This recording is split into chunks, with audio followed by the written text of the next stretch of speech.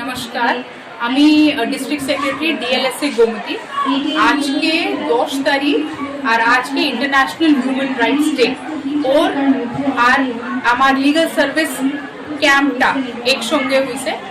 আর legal service camp যা আছে ওর মধ্যে 2000 থেকে বেশি মানুষকে বেনিফিটগুলো দেওয়া হয়েছে যা স্টেট আর সেন্ট্রাল গভর্নমেন্টের স্কিম আর প্রজেক্টের মধ্যে আছে।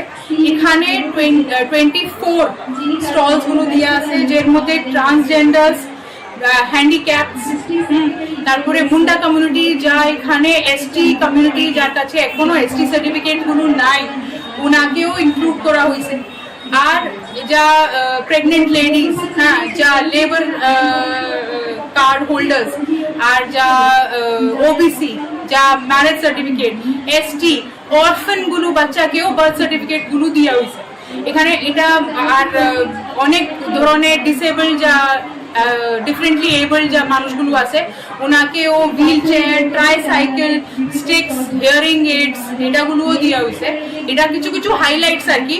আর এখানে সবাই স্টলে, এমন না শুধু স্টল যা আছে শুধু দেখানোর জন্য, এখানে সবাই স্টল যা আছে ও 500 করে বেনিফিটস গুলো দেওয়া হচ্ছে।